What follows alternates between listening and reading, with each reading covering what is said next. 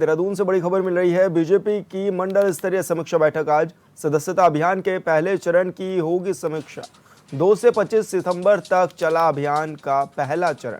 प्रदेश में 12 लाख लोग ले चुके हैं पार्टी की सदस्यता और बीजेपी 2 अक्टूबर से सदस्यता अभियान का दूसरा चरण करेगी शुरू। 15 अक्टूबर को अभियान का होगा समापन।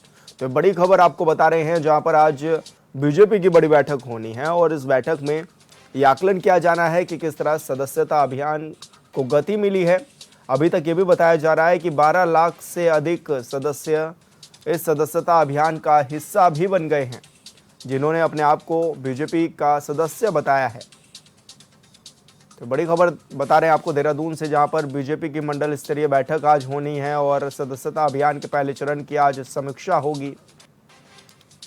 इस दौरान 2 से 25 सितंबर तक ये अभियान चला था और इस दौरान 12 लाख लोग पार्टी की सदस्यता भी ले चुके हैं अभी तक।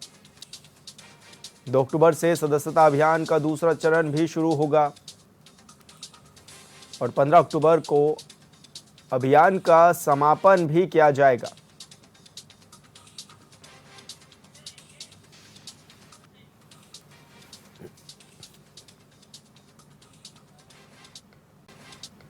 और संवाददाता अरुण सैनी हमारे साथ लाइव जुड़ चुके हैं। अरुण, जिस तरह से सदस्यता अभियान चला है और ये भी बताया जा रहा है कि लगभग 12 लाख से अधिक लोगों ने सदस्यता भी ली है, तो अब क्या माने, किस तरह से बीजेपी अब अगले मोर्चे की तरफ बढ़ रही है?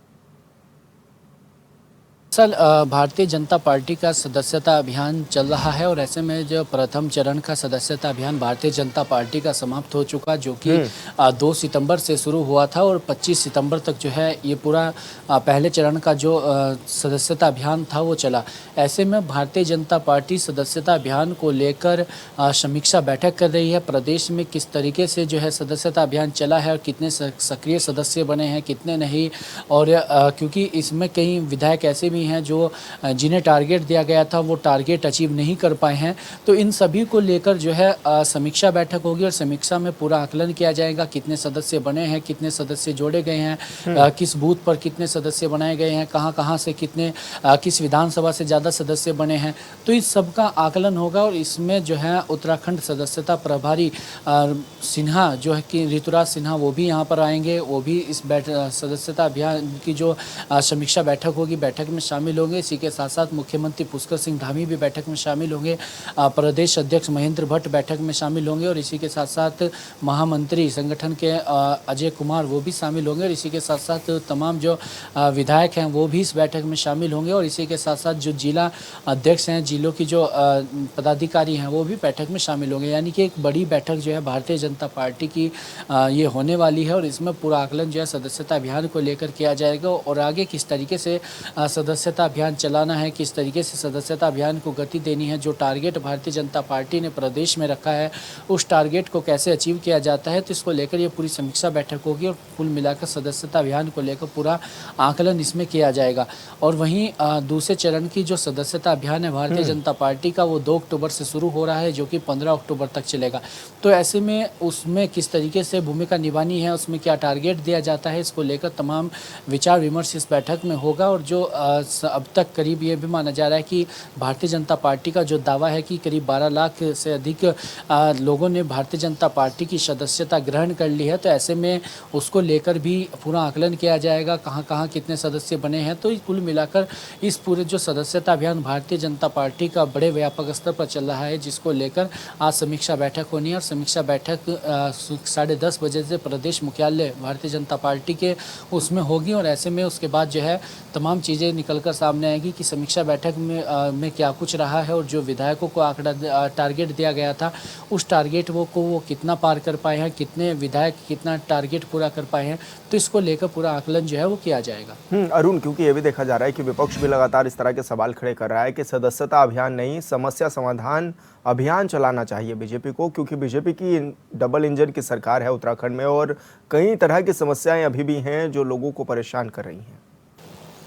जी सर, बिल्कुल देखिए, अगर विपक्षी दल कांग्रेस की बात की जाए तो कांग्रेस लगातार भारतीय जनता पार्टी की सदस्यता अभियान पर तंज कस रहा है, लगातार भारतीय जनता पार्टी पर आरोप भी लगा रहा है। और कुल मिलाकर विपक्ष की अगर बात की जाए तो विपक्ष भारतीय जनता पार्टी के इस अभियान को पूरी तरीके से फ्लॉप बता रहा है, क्योंकि जो तमाम चीज़ें निकल कर सामने आई, क्योंकि कई विधायक ऐसे हैं जो 1000 का आंकड़ा भी पार जो है वो नहीं कर पाए, और क्योंकि विधायकों को 10,000 का आंकड़ा दिया गया था, तो वहीं कुछ सामाजिक संगठनों के द्वारा, कुछ लोगों के द्वारा ये भी कहा गया कि भारतीय जनता पार्टी को समस्या समाधान अभियान चलाना चाहिए। जिस तरीके से सड़कों में गड्ढे, हालांकि उस सड़कों में जो गड्ढे हैं उसको लेकर लगातार मुख्यमंत्री पुष्कर सिंह धामी बैठक कर रहे हैं और लगातार उन्होंने निर्देश देने के काम भी कर रहे हैं। और 15 अक्टूबर तक की डेडलाइन दी गई है। 15 अक्टूबर तक सभी सड़कों को जो है गड्ढा मुक्त करने की बात मुख्यमंत्री पुष्कर सिंह धामी के द्वारा दी गई है और तमाम निर्देश भी दिए हैं। लेकिन ऐसे में जो सदस्यता अभियान भारतीय जनता पार्टी का चल रहा है उसको लेकर विपक्ष भी सवाल खड़े कर रहा है। लेकिन जो 30 लाख का टारगेट लगभग प्रदेश में रखा गया है वो भारतीय जनता पार्टी अचीव कर पाती है या नहीं,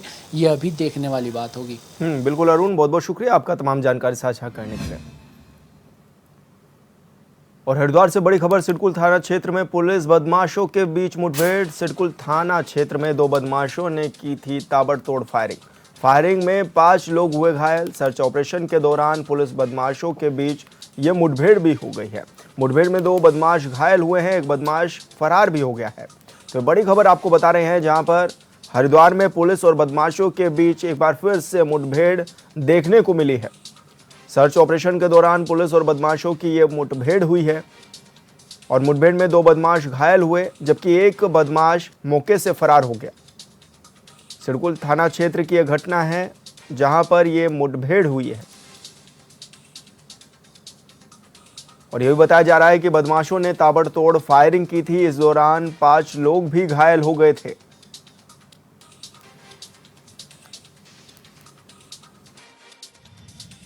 कल रात को एकम्स के वहाँ पर गोलियां चली थी और कुछ लोग घायल हुए थे। उसी के सिलसिले में हमारी टीम एसएस साहब के नेतृत्व में अभी सुबह से ही कल रात से ही सर्च ऑपरेशंस में लगी थी और सुबह उनको कुछ सफलता मिली है। जब संदिग्ध लोगों को हरवट चौक पर देख रहे थे, पूछ रहे थे, तो 3 लोग भागे और वो इसी कच्चे रास्ते पर आए। यहाँ से लगभग 500-800 मीटर है, वहाँ से वो यहाँ तक पहुँच गए और उसके बाद उन्होंने पुलिस पे फायरिंग शुरू कर दी। 2 लोग घायल भी हुए जवाबी फायरिंग में, उनको हॉस्पिटल पहुंचा दिया गया है और एक अभी भी मौके से फरार है। इसके लिए सर्च ऑपरेशन जारी है। कितने लोग थे सुबह? 3 लोग थे, 3 में से 2 तो अभी अस्पताल में है और एक मौके से फरार। चीन सीमा को जोड़ने वाले टनकपुर चंपावत एनएच के स्वाला डेंजर जोन के आगे एनएच की मशीनें अब हार मान रही हैं। कल भी एनएच को नहीं खोला जा सका। स्वाला डेंजर जोन चंपावत जिला प्रशासन के लिए सबसे बड़ा सरदर्द बना हुआ है। 3 दिन से एनएच पूरी तरह से बंद पड़ा हुआ है, जिसका असर धारचूला से लेकर बनबसा तक साफ देखने को मिल रहा है। डीएम चंपावत नवनीत पांडे ने बताया है कि टनकपुर चंपावत राष्ट्रीय राजमार्ग स्वाला में बंद है। सड़क मार्ग को खोलने जाने के लिए लगातार काम किया भी जा रहा है।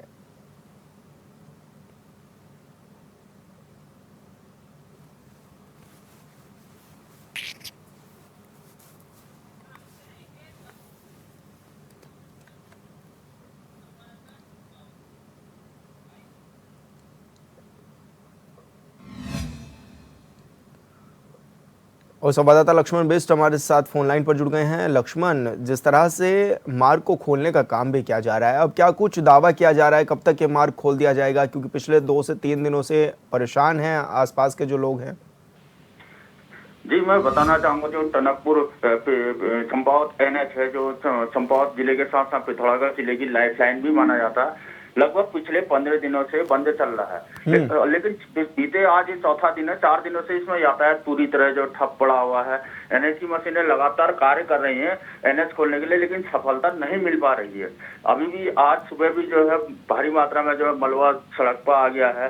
तो इसमें फिलहाल दावे अभी प्रशासन कुछ नहीं कर रहा है। रात दिन जो वहाँ पे काम चल रहा है, लेकिन एनएच नहीं खुल पाया, जिस कारण जो है लोग, व्यापारी, वाहन चालक जो हाईवे में ढाबे चलाते हैं, उनको जो काफी दिक्कतों का सामना करना पड़ रहा है। रोजी रोटी का संकट उन पर आ गया।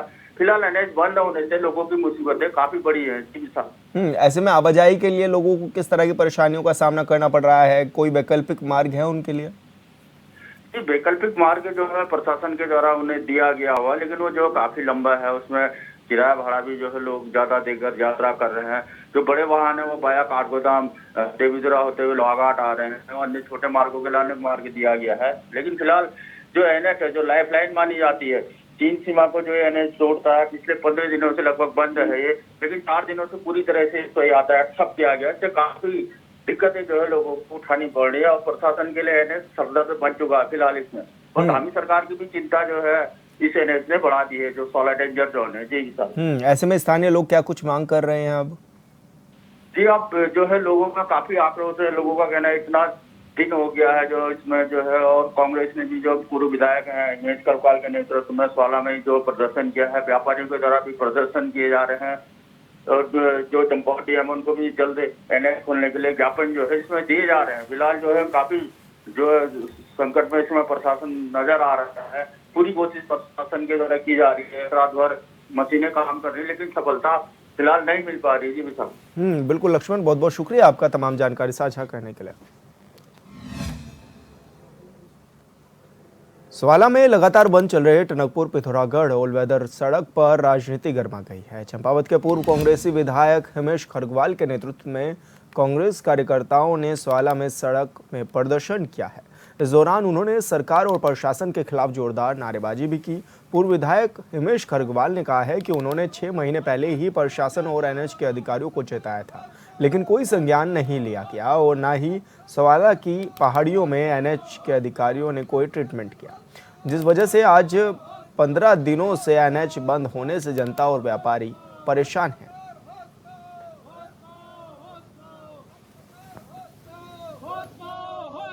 जिलाधिकारी और सीएम को और सोशल मीडिया में वीडियो डाल के कहा था कि ये जो डेंजर जोन में जो पहली प्रायोरिटी थी अमोड़ी और स्वाला, इस पर काम न करके ये लोग उस जगह काम कर रहे थे जहाँ कभी स्लैब नहीं आया, जहाँ कभी रोड बंद नहीं हुई। इन्होंने पहाड़ को काट काट कर वहाँ पर दीवार बनाने का काम किया, मगर ये पूरी तरीके से जिला प्रशासन और धामी सरकार का फेलियर है। जब 6 महीने पहले सोशल मीडिया में वीडियो मौजूद है, 6 महीने पहले उनको चेता दिया गया था, मगर ये लोग कान पर उंगली डाले बैठे रहे। कोई भी काम इसके लिए नहीं किया गया, खाली ढप्पी बजाते रहे कि पुल बनेगा, वैकल्पिक मार्ग बनेगा। अरे एक पुल बनने में 5 साल 7 साल लगते हैं और जो काम जिस तरह से चल रहा है, कहने को 4-5 मशीनें चल रही हैं, मगर जितनी देर से मैं यहाँ हूँ 1 मशीन चल रही है।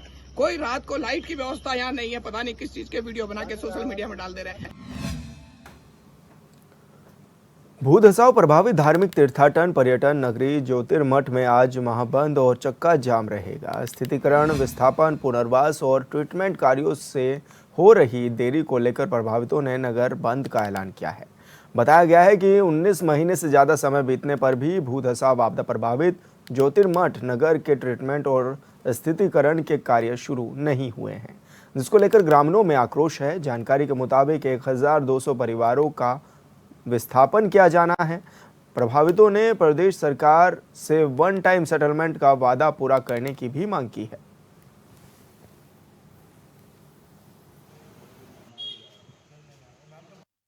लगभग 21 महीने पूरे हो गए, हम यहीं पे चक्का जाम किए थे और कुछ वादे हमारे साथ किए गए थे। लगभग एक भी वादे में कार्य नहीं हुआ और हम बार बार यहाँ से लेके देहरादून और दिल्ली तक हम पहुँचे हैं अपने प्रतिनिधियों को मिलने के लिए, लेकिन एक भी सकारात्मक कार्य नहीं हो पाया। आज हम मजबूर हैं और हम तैयारी कर रहे हैं। थोड़ी देर में हम चक्का जाम करेंगे। यद्यपि हमें बहुत बुरा लग रहा है, बद्रीनाथ की यात्रा चरम पर है, लेकिन अब हमें इसके अतिरिक्त कोई रास्ता ही नहीं है। थोड़ी देर में हम और संवाददाता संजय कुंवर हमारे साथ फोन लाइन पर जुड़ गए हैं। संजय, जिस तरह से अब लोग परेशान भी नजर आ रहे हैं और कह रहे हैं कि भू धसाव के बाद अभी तक भी ट्रीटमेंट कार्य शुरू नहीं किए गए हैं, क्या माने इसमें किसकी लापरवाही है? विशाल जी, जिस तरह से 21 माह बीतने को है और ज्योतिर्मठ जो धार्मिक पर्यटन और तीर्थाटन से जुड़ी पौराणिक नगरी है और करीब 1.5-2 साल से जो है भूदसाव आपदा का दंश झेल रही है। हालांकि केंद्र सरकार ने 16,500-1700 करोड़ का जंबो पैकेज यहाँ के लिए दिया गया है, जिसमें पुनर्वास विस्थापन सहित जो यहाँ के ट्रीटमेंट जो सुरक्षात्मक कार्य के किए जाने थे, लेकिन अब तक इन कार्यों के न होने से जो है अब जो नगर क्षेत्र के लोग हैं वो सड़कों पर उतर आए हैं और अभी जो है पूरा जोशीमठ बाजार जो है बंद है, बिल्कुल सन्नाटा पसरा हुआ है और सभी लोग सैकड़ों की तादाद में अभी जो चुंगीधार का तिराहा है वहाँ पे पहुंचे हैं और वहाँ पे जबरदस्त नारेबाजी करके बिल्कुल रास्ता बंद कर दिया गया। पीछे दोनों छोर अभी तीर्थयात्रियों की जो गाड़ियां हैं, वाहन है, वो उनका जमवाड़ा लगा हुआ है। हालांकि यहाँ पे स्थानीय प्रशासन, जिला प्रशासन भी पहुंच गया और भारी तादाद में यहाँ पे अभी पुलिस द्वारा नाकेबंदी भी की गई है। लेकिन लगातार महिला मंगल दल, टैक्सी यूनियन से लेकर के जितने भी संगठन जो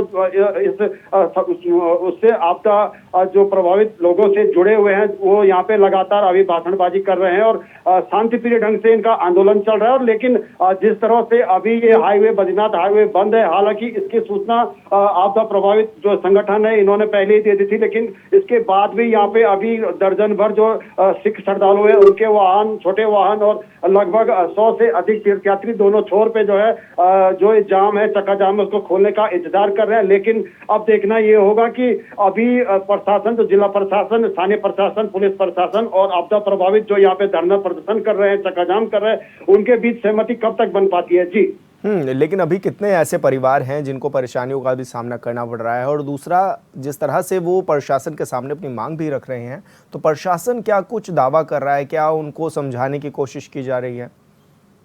विशाल जी, देखिए प्रशासन की ओर से, जो शासन की ओर से जो है आपदा प्रबंधन सचिव से 3 दौर की वार्ता हो चुकी है, 3 प्रतिनिधिमंडल वहां पे देहरादून पहुंच चुके हैं। लेकिन प्रशासन की ओर से यही बताया जा रहा है कि ये दीर्घकालीन योजना जो ज्योतिर्मठ नगर क्षेत्र को बचाने के लिए चली जा रही है और इसके लिए बाकायदा अलग अलग कंपनियों से जो डीपीआर बनाए जा रहे हैं और डीपीआर बनने के बाद ही जो है जो चरणबद्ध तरीके से जोशीमठ के सुरक्षात्मक कार्य के उपाय किए जाएंगे। लेकिन इसके लिए थोड़ा धैर्य रखना पड़ेगा। लेकिन जिस तरह से लंबा समय बीत गया, 21 माह बीत गया और आज तक अभी 1 रुपए का जो सुरक्षा के कार्य जो है यहाँ पर नहीं, तो इसको लेकर के जो है यहाँ के लोग जो है काफी आक्रोशित हैं। और आज जो है इसका परिणाम आप देख रहे हैं कि सड़कों पे उतरकर जो चक्का जाम है, जो बाजार बंद है, ऐसा जो है काम इनको करना पड़ रहा है। जी बिल्कुल संजय, बहुत बहुत शुक्रिया आपका तमाम जानकारी साझा करने के लिए। देहरादून रेलवे स्टेशन पर बीती रात 2 पक्षों में जमकर बवाल हो गया। 2 समुदाय में जमकर विवाद होने के बाद पथराव भी शुरू हो गया। साथ ही कई गाड़ियों को नुकसान पहुंचाने की खबरें भी सामने आई। इतना ही नहीं, स्टेशन पर खड़ी ट्रेनों और अन्य सामान में तोड़फोड़ भी की गई। सूचना मिलते ही पुलिस मौके पर पहुंची। मामला ज्यादा बढ़ने पर पुलिस ने लाठियां फटकार कर भीड़ को हटाया। स्टेशन पर भारी पुलिस बल तैनात किया गया। घटना के बाद मौके पर खुद एसएसपी अजय सिंह ने मोर्चा संभाला।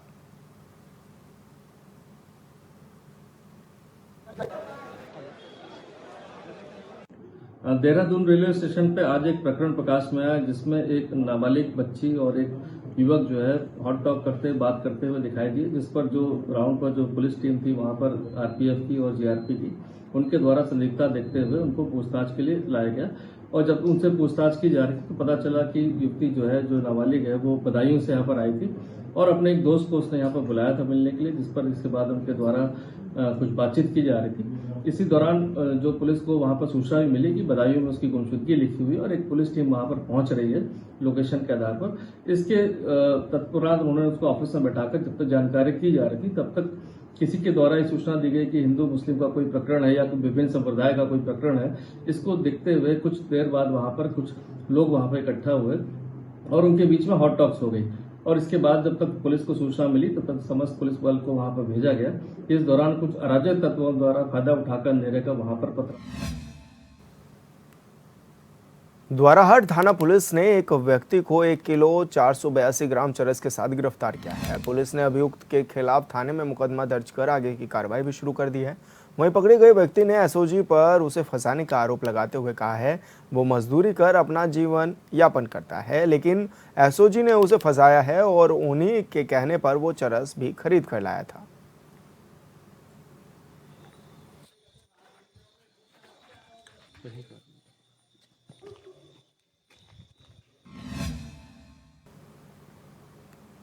हरिद्वार के सिडकुल थाना क्षेत्र में एकम्स कंपनी के बाहर आपसी रंजिश के चलते कुछ लोगों ने एक दूसरे पर गोलियां चला दी।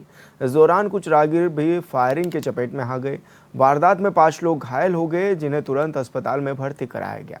वहीं सूचना पर पहुंचे वरिष्ठ पुलिस अधीक्षक परमेंद्र सिंह डोभाल ने पुलिस के साथ मिलकर मामले की जांच शुरू कर दी है।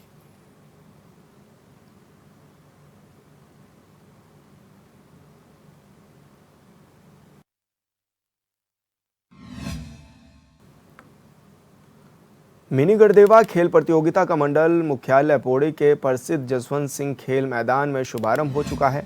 मिनी गढ़देवा खेल प्रतियोगिता में जिले के 15 ब्लॉकों से आए खिलाड़ी प्रतिभाग कर रहे हैं, जो आने वाले 2 दिनों में अपनी प्रतिभा से सभी को रूबरू कराएंगे। प्रतियोगिता में प्राथमिक विद्यालयों के छात्र और छात्राएं प्रतिभाग कर रहे हैं। खेल शिक्षक ने बताया है कि मिनी गढ़देवा के तहत प्राथमिक विद्यालय के सैकड़ों बच्चे मंडल मुख्यालय में आयोजित खेलों में प्रतिभाग करेंगे, जिनमें कबड्डी, खो-खो, रेस, अन्य बहुत से खेल आयोजित किए जाएंगे। उन्होंने बताया है कि जिले में बेहतरीन प्रदर्शन करने वाले खिलाड़ी आने वाले समय में प्रदेश स्तर पर जिले का प्रतिनिधित्व करेंगे।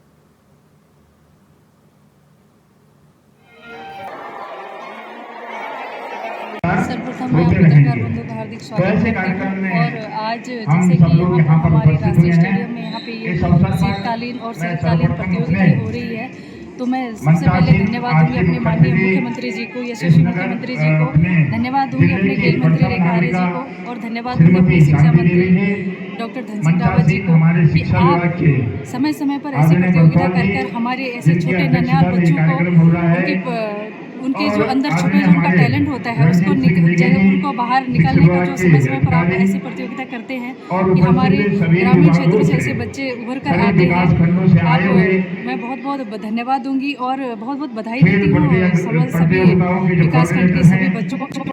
सर, इन ट्रॉफियों को देने के पीछे मेरा एक मकसद है कि बच्चों की वजह से एक शिक्षक का अस्तित्व है। शिक्षक का अस्तित्व है तो विद्यालय है तो शिक्षक का घर परिवार है, और बच्चों की जो हमें जो एक हैंडसम सैलरी मिलती है वो एक बच्चों के उज्जवल भविष्य को बनाने के लिए हमें मिलती है।